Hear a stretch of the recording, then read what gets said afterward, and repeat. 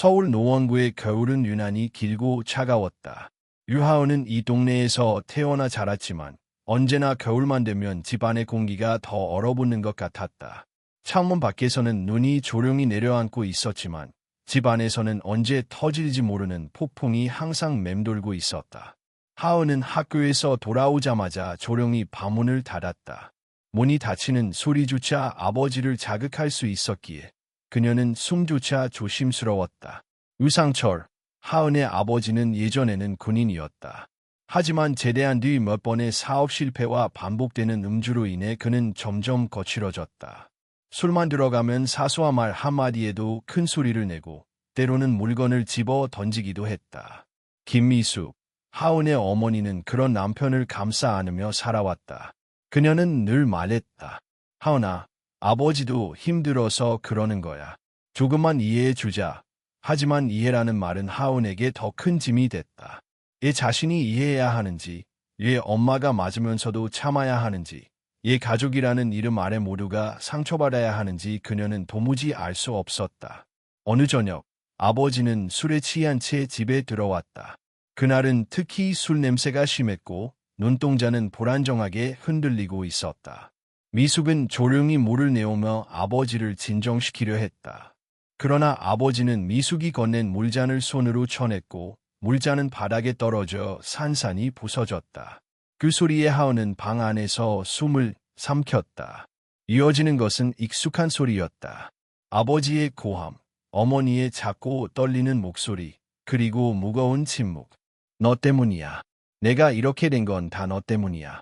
아버지는 늘 같은 말을 반복했다. 실패의 원인도, 불행의 이유도 모두 어머니 탓이었다. 하지만 하은의 귀에는 그 말이 마치 자신을 향한 것처럼 들렸다. 덩달아 심장이 졸여왔다. 그날도 그녀는 문틈 너머로 들려오는 소리에 온몸을 굳혔다. 어머니가 맞는 소리가 들리는 것 같으면 숨마저 멈췄고 아버지의 발소리가 자신의 방 쪽으로 향하면 머릿속이 하얘졌다. 하지만 그날 밤 진짜 폭포는 그 이후에 찾아왔다. 아버지는 갑자기 하은의 방문을 발로 차 열었다. 하은은 놀라 몸을 움찔했고 아버지는 흐릿한 눈으로 그녀를 노려보았다. 너는 도대체 뭐가 잘났어? 피아노, 공부, 다 쓸데없는 짓이야. 아버지는 방 안으로 들어와 책상 위에 악보를 손으로 휙 쓸어버렸다. 악보가 바닥으로 흩어지며 구겨졌다. 하은은 아무 말도 할 수 없었다. 말 한마디라도 했다가는 오늘은 어머니 대신 자신이 맞을 것 같았다. 내가 상을 못하니까 기분이 이렇잖아. 아버지는 비틀거리며 덧붙였다. 내 얼굴에 먹칠이나 하고. 하은이 출전했던 피아노 콩쿠르에서 수상하지 못한 날이었다. 그녀는 최선을 다했지만 결과는 기대에 미치지 못했다. 하지만 아버지에게 중요한 건 노력도 하은의 감정도 아니었다. 오로지 체면이었다. 그때 어머니가 급히 방으로 들어왔다. 그만해요, 당신. 애한테 그러지 마. 입 다물어. 아버지는 소리치며 어머니를 밀쳤고 미숙은 벽에 부딪혀 주저앉았다. 그 모습을 본 하은의 눈이 흔들렸다. 더는 참을 수 없었다. 그녀는 떨리는 목소리로 말했다. 그만하세요. 제발. 하지만 그 말은 오히려 아버지를 더 자극했다. 그는 고개를 돌리고 하은에게 다가왔다. 그 순간 하은은 눈을 질끈 감았다. 그러나 때리는 소리는 들리지 않았다. 대신 어머니가 다시 일어나 아버지를 막아섰다. 얘한테 손대지 마. 그녀의 목소리는 평소보다 훨씬 단단했다. 하지만 아버지는 그런 말에 귀 기울이지 않았다. 그는 어머니의 팔을 거칠게 잡고 흔들었다. 하은은 숨이 막혀왔다. 눈앞이 어지러워졌고 방 안의 공기는 더 차갑게 가라앉았다. 그녀의 몸은 움직이기를 거부했지만 머릿속에서는 단 한 가지 생각만 떠올랐다. 이 집은 우리를 죽게 만들 거야. 그날 밤 하은은 처음으로 어머니에게 소리쳤다. 엄마가 다친 뒤 락을 바르며 말없이 눈물을 흘리고 있을 때 하은은 떨리는 목소리로 물었다. 엄마는 얘 도망치지 않아. 얘 나랑 준서를 데리고 떠나지 않는 거야. 이렇게 살고 싶어. 미숙은 놀란 눈으로 딸을 바라보았다. 그녀는 한숨을 깊게 내쉬고 말했다. 하은아, 엄마도 무섭다. 그리고 아빠도 언젠가는 달라질 거라고 믿고 싶어서.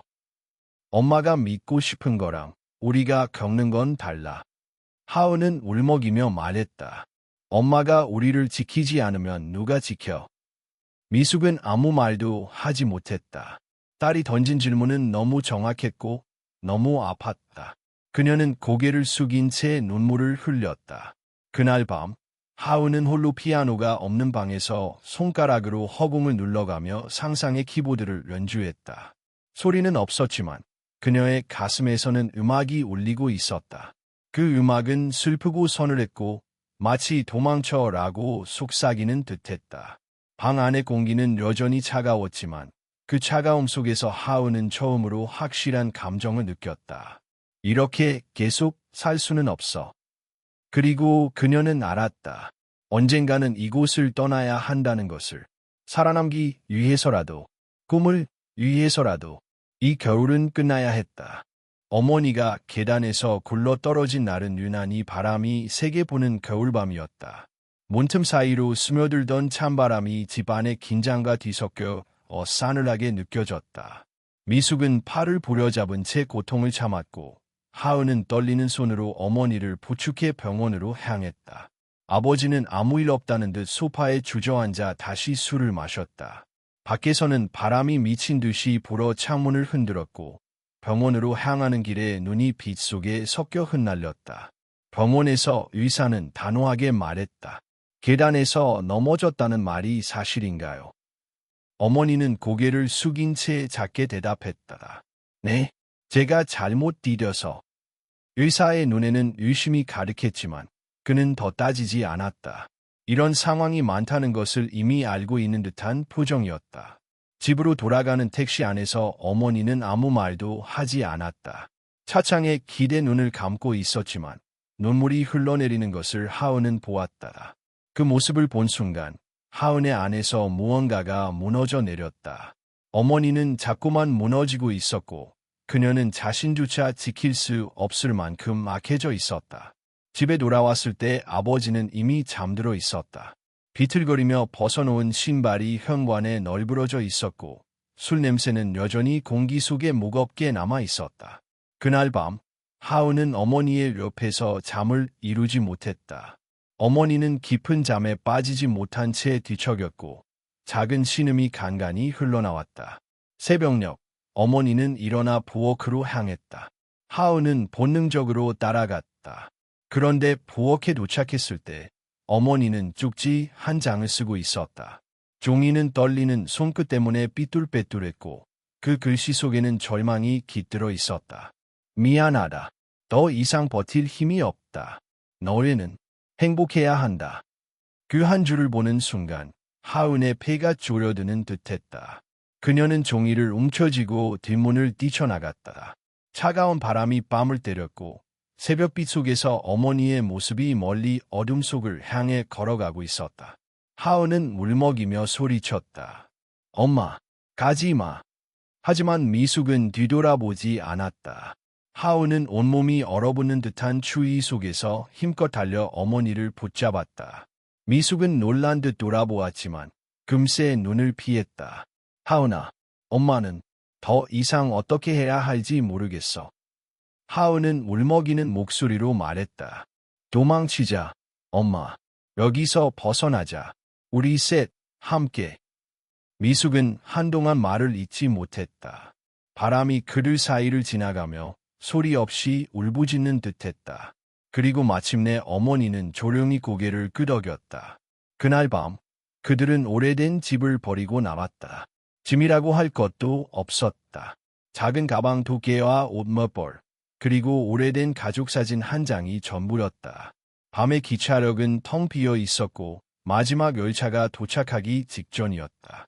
플랫폼의 형광등은 희미하게 깜박였고 눈발이 철길 위로 부드럽게 떨어졌다. 열차 안에서 어머니는 끝내 울음을 터뜨렸다. 준서는 어머니의 팔을 꼭 붙잡았고 하은은 창밖을 바라보며 이를 까물었다. 지나가는 건물들은 모두 흐릿하게 스쳐 지나갔다. 서울의 불빛은 멀어져 갔고 그들과 함께 해왔던 모든 상처와 공포도 조금씩 멀어지는 듯 보였다. 하지만 그들의 마음속에는 아직 잔해가 남아 있었다. 강한 바람이 창문을 때릴 때마다 아버지의 목소리가 떠올랐고 기차의 흔들림은 마치 또 다른 폭풍이 다가오는 것만 같았다.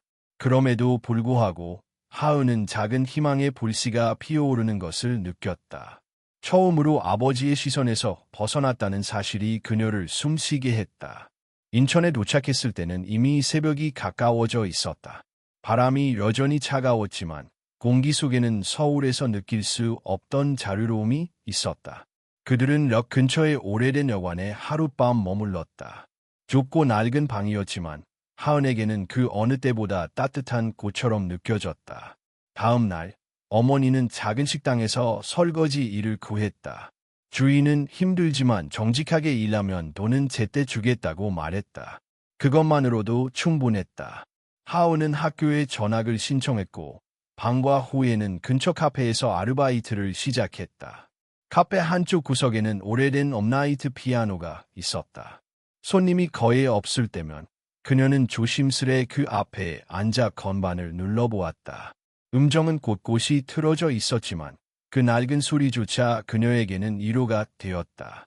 어머니는 여전히 불안해했지만 전보다 훨씬 많이 웃었다. 준서는 학교에서 새로운 친구를 사귀었고 점점 밝아졌다. 세 사람은 오래된 전세방에서 서로를 의지하며 살았다. 힘든 나날이 이어졌지만 더 이상 폭력이 그들을 위협하지 않았다. 그날 밤 하은은 처음으로 진심 어린 기도를 했다. 제발 이번에는 우리를 지켜주세요. 이곳에서 다시 시작하게 해주세요. 그리고 그녀는 알았다. 이 겨울은 여전히 춥지만 더 이상 무섭지는 않다는 것을. 그러므로 이제는 봄을 기다릴 수 있었다. 인천에서의 생활은 서울에서와는 달랐다. 익숙했던 거리, 학교, 친구들, 그리고 아버지의 고함 소리가 사라진 자리를 새로운 일상이 채워갔다. 여전히 가난했고 여전히 불안했지만 더 이상 누군가가 문을 박차고 들어오거나 술 냄새로 방 안이 가득 찰 일은 없었다. 유하은에게는 그 사실만으로도 충분한 변화였다. 새 학교에서의 적응은 쉽지 않았다. 전학 온 학생에게 친구를 먼저 건네는 이들은 드물었고 하은은 스스로를 감추며 지냈다. 하지만 그녀는 익숙했다. 침묵은 서울에서도 인천에서도 같은 색이었다. 다만 그녀는 전보다 조금 더 단단해져 있었다. 점심시간이면 혼자 도서관에 앉아 책을 읽거나 음악을 들었다. 가끔은 교실 창가에 기대어 지나가는 구름을 보며 생각에 잠기기도 했다. 그녀의 세계는 조용했지만 그 속에는 음악이 가득했다. 펑크 후 하은은 근처에 있는 작은 카페에서 아르바이트를 시작했다. 그 카페는 오래된 인디 음악이 흐르는 조용한 공간이었고 한쪽 구석에는 오래된 업라이트 피아노가 놓여 있었다. 처음엔 그냥 지나쳤지만 어느 날 손님이 거의 없는 틈을 타서 조심스럽게 건반을 눌러보았다. 삐걱거리는 소리, 맞지 않는 음정. 하지만 그 소리조차도 그녀에게는 이안이었다. 그날 이후 카페 주인은 하은에게 피아노를 마음껏 사용해도 된다고 말했다. 너무 오랜만에 누군가가 이 피아노를 만지더라. 내 손끝에서 뭔가 이야기가 들리는 것 같아. 그 말은 하은의 가슴을 찔렀다. 손끝에서 이야기가 들린다니. 그녀는 그 말을 곱씹으며 카페 문이 닫힌 뒤 매일 피아노 앞에 앉았다. 밤 10시 사람들의 발걸음이 줄어들고 조명이 어두워질 무렵 그녀는 손끝에 집중했다. 기억 속 어머니의 울음, 어린 시절의 두려움, 깨진 유리잔 소리, 하얀 눈 위의 발자국.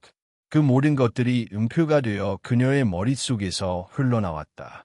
그녀는 직접 곡을 쓰기 시작했다. 처음에는 서툴렀지만 점점 더 자연스럽게 감정을 선율에 실었다. 하은은 그 곡에 사일런트 레인, 조용한 비라는 제목을 붙였다. 말없이 떨어지는 빗방울처럼 그녀의 감정도 그렇게 조용히 쌓여 있었기 때문이다. 어느 날 음악 담당 교사인 최 선생님이 하은이 연습하는 모습을 우연히 보게 되었다. 하은아, 이 곡 내가 만든 거니? 하은은 머뭇거리며 고개를 끄덕였다. 대단하구나. 정말 솔직한 음악이야. 혹시 음악 콩쿠르에 나가볼 생각 있니? 처음엔 망설였다. 다시 사람들 앞에 서는 것이 두려웠다. 과거 서울에서의 기억이 되살아났고 아버지의 분노 어린 시선이 떠올랐다. 하지만 최 선생님의 따뜻한 격려, 그리고 어머니의 조용한 지지가 그녀를 밀어주었다. 하은아, 어머니는 말했다. 너는 음악을 할 때 가장 너답더라. 도망치지 말고 내가 원하는 걸 향해 나아가.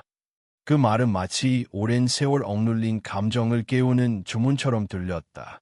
하은은 결국 출전을 결심했고 며칠 밤을 새워 곡을 다듬었다. 콩쿠르 당일, 그녀는 단정한 복장으로 무대에 올랐다. 관객들은 낯선 얼굴의 학생에게 큰 기대를 하지 않았다. 하지만 첫 음이 시작되자 공연장은 단숨에 정적에 휩싸였다. 그녀의 연주는 화려하지 않았다.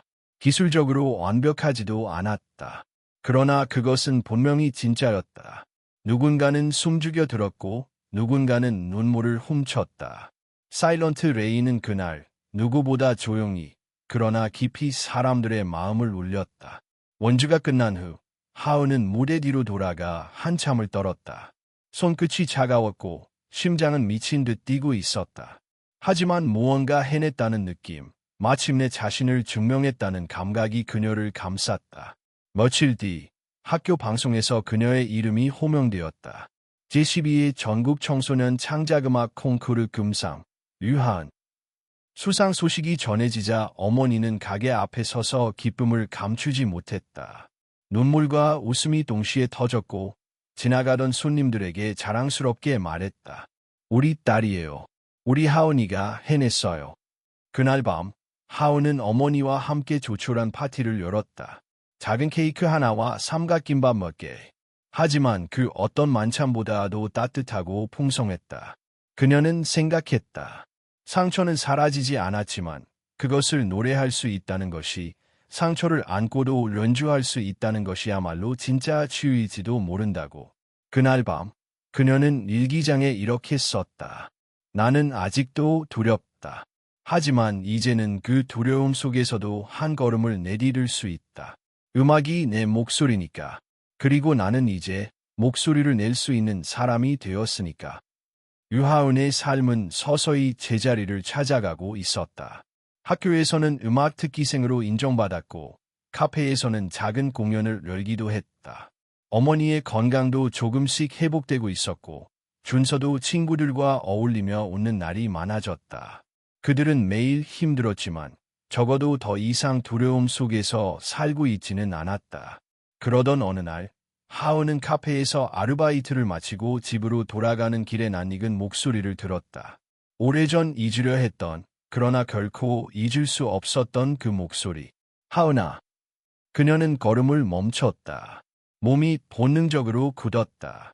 뒤를 돌아보지 않아도 알 수 있었다. 그 목소리의 주인은 유상철, 그녀의 아버지였다. 천천히 고개를 돌리자 수척해진 남자가 서 있었다. 먼 사이에 얼굴은 늙고 야리었고 눈빛은 희미했다. 그는 마치 용기를 내기라도 한 듯 조심스럽게 다가왔다. 오래 기다렸다. 한 번만 이야기할 수 있을까? 하은은 아무 말도 하지 않았다.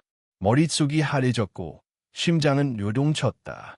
차가운 공기 속에서도 식지 않는 분노가 다시 피어올랐다. 난 병원에 있어. 간암 말기야. 그 한마디가 그녀를 얼어붙게 했다. 수많은 감정이 한꺼번에 밀려왔다. 분노, 혼란, 동정, 그리고 오래전 묻어둔 두려움까지. 하지만 그녀는 끝내 한마디도 하지 않고 자리를 떠났다. 집에 돌아온 하은은 아무 말 없이 방 안으로 들어갔다. 어머니는 딸의 낯빛이 심상치 않음을 느꼈다.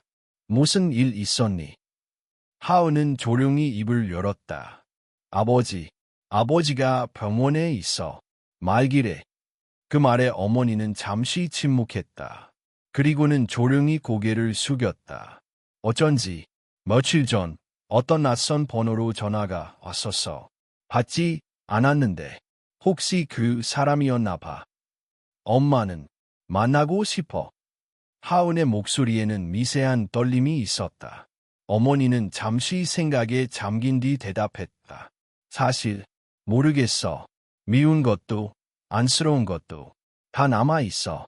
하지만 그 사람이 죽어간다고 생각하니 마음 한구석이 그냥 무겁기만 해. 하우는 물분이 치밀었다. 엄마는 아직도 그 사람을 불쌍히 여겨 우리를 그렇게 만들었는데도 그 사람을 용서한 건 아니야. 다만 그 사람 때문에 내가 나쁜 사람이 되고 싶지 않아서. 그 말은 하운의 가슴을 찔렀다. 어머니는 상처 속에서도 여전히 따뜻했고 여전히 누구보다 강했다. 하지만 하운은 그 따뜻함이 오히려 더 아팠다. 며칠 동안 하운은 깊은 혼란 속에 빠졌다. 학교에서도 카페에서도 집중할 수 없었다. 밤마다 그녀는 방 안에 홀로 앉아 아버지와의 기억들을 떠올렸다. 폭력, 분노, 깨진 그릇, 피아노 위로 떨어진 손, 그리고 가끔씩 보였던 아주 짧고 희미한 미소. 아버지에게도 인간적인 순간이 있었던가? 아니면 그것조차도 착각이었을까? 그런 혼란 속에서 또 하나의 일이 일어났다. 어느 날 저녁, 그녀가 연주한 영상이 인터넷에서 화제가 되었다. 조용한 뒤, 사일런트 레인의 영상은 SNS를 타고 빠르게 퍼졌고 많은 이들이 그녀의 음악에 감동을 받았다는 댓글을 남겼다. 하지만 그와 동시에 한 커뮤니티에서는 하은의 과거를 언급하는 글이 올라왔다. 알고 보니 가정폭력 피해자였대. 가족사로 동정을 유도하는 거 아나? 감성팔이 같은 댓글들이 이어졌다. 하은은 처음엔 침묵했다. 그저 지나가리라 생각했다. 하지만 댓글은 점점 더 심해졌고 일부는 어머니와 동생의 사진까지 찾아 퍼뜨렸다. 그녀는 무너졌다. 다시 숨고 싶었다. 모든 것을 지우고 싶었다. 그때 어머니가 조용히 그녀의 손을 잡았다. 하은아, 내가 이겨낸 건 작지 않아. 누가 뭐라 하든 내가 누구인지는 너 자신이 제일 잘 알아. 그 말에 하은은 눈을 감았다. 그리고 다음 날 그녀는 SNS에 한 장의 사진과 함께 긴 글을 올렸다. 사진 속에는 그녀가 어린 시절 피아노 앞에 앉아있는 모습이 담겨 있었다. 글은 이렇게 시작되었다. 나는 살아남았다. 그녀는 자신이 겪었던 일, 피하고 싶었던 기억, 그리고 음악이 어떻게 자신을 살려냈는지를 담담하게 털어놓았다. 동정을 구하지 않았다. 단지 진실을 말했다. 이 이야기를 꺼내는 이유는 단 하나입니다. 지금도 어딘가에서 같은 고통을 겪고 있는 누군가에게 당신은 혼자가 아니라고 말해주고 싶었어요. 그 글은 많은 이들에게 감동을 주었고 수천 개의 응원 댓글이 달렸다. 이전의 비난은 사라졌고 그녀의 용기는 새로운 이야기를 만들어내기 시작했다. 그날 밤 그녀는 결심했다. 아버지를 만나겠다고. 용서를 하기 위해서가 아니라 이제는 그 그림자에서 벗어나기 위해서. 유하은은 병원으로 향하는 길 내내 손끝이 떨렸다. 겨울이었지만 그녀의 손은 땀으로 축축했고 심장은 조용히 고동치고 있었다. 병원의 복도는 이상할 만큼 조용했고 그녀가 걸을수록 공기는 점점 더 무거워졌다. 호스피스 병동, 병실 307호. 간호사가 조용히 문을 열었다. 안에 계세요. 많이 약해지셨어요. 그녀는 천천히 고개를 끄덕인 후 문턱을 넘었다. 병실은 햇빛이 들어오지 않았다. 커튼이 반쯤 닫혀 있었고 기계음이 리듬처럼 공간을 채우고 있었다. 병상 위에는 아버지, 유상철이 누워 있었다. 그는 이전보다 훨씬 더 수척했고 숨을 쉴 때마다 가슴이 고르지 못했다. 산소호흡기가 그의 얼굴을 덮고 있었지만 눈은 열려 있었고 하은을 인식한 듯 천천히 고개를 돌렸다. 한참 동안 두 사람은 아무 말도 하지 않았다. 하은은 문 근처에 멈춰선 채 아버지를 바라봤다. 그녀의 안에서는 온갖 감정이 뒤섞였다. 분노, 런민, 상처, 그리고 아직도 끝나지 않은 두려움. 하지만 그 모든 것 위에는 묘한 침착함이 자리 잡고 있었다. 하은아, 아졌구나. 아버지의 목소리는 거의 들리지 않을 만큼 악했다. 하은은 대답하지 않았다. 아버지는 힘겹게 손을 들려 했지만 이내 떨어뜨렸다. 그녀는 한 발짝 다가갔고 창가 옆 의자에 천천히 앉았다. 그동안 참 많이 생각했다. 내가 뭘 잘못했는지, 아니, 뭘 못했는지, 너희에게 얼마나 상처를 줬는지. 아버지는 말을 이어가려 했지만 숨이 가빠져 눈을 감았다. 하원은 여전히 조용했다.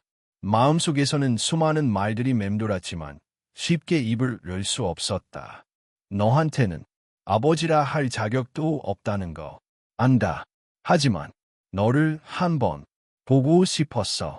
살아있는 동안 한 번만이라도. 그 순간 하오는 문득 어린 시절이 떠올랐다. 피아노 앞에 앉아있던 자신에게 다가와 손가락을 얹어주던 아버지. 지금처럼 말이 없었지만 그때의 손은 부드러웠다. 그 짧은 기억이 무의식 깊은 곳에서 떠올랐다. 하은은 마침내 입을 열었다. 난 아빠를 용서했어. 그녀의 목소리는 흔들리지 않았다. 오히려 아주 단단했다. 아버지는 놀란 듯 그녀를 바라보았다. 하지만 과거를 잊은 건 아니에요. 상처는 아직도 남아 있어요. 지금도 가끔은 그때의 악몽을 꾸고 음악을 할 때마다 그 그림자가 따라와요. 아버지의 눈에 눈물이 맺혔다. 그는 말없이 고개를 끄덕였다. 그래도 그 그림자에서 벗어나기 위해서 이렇게 왔어요. 아빠가 보고 싶어서가 아니라 내 삶을 앞으로 나아가기 위해서요. 하원은 자리에서 일어났다. 그녀는 조용히 가방을 열어 노트 한 권을 꺼냈다. 그 안에는 그녀가 처음으로 쓴 악보, 사일런트 레인이 담겨 있었다. 그녀는 그것을 아버지의 침대 옆에 놓았다. 이건 제가 만든 곡이에요. 아빠가 내 음악을 좋아했는지 싫어했는지 전혀 몰라요. 하지만 이건 내 인생의 이야기예요. 그녀는 마지막으로 아버지를 바라보았다. 아버지는 눈을 감은 채 얕은 숨을 내쉬고 있었다. 그 얼굴에는 고통보다 안도가 서려 있었다. 안녕히 계세요, 아빠.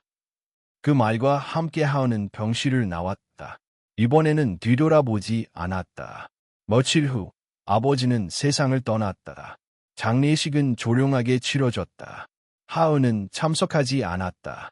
대신 작은 한 하나를 보냈다.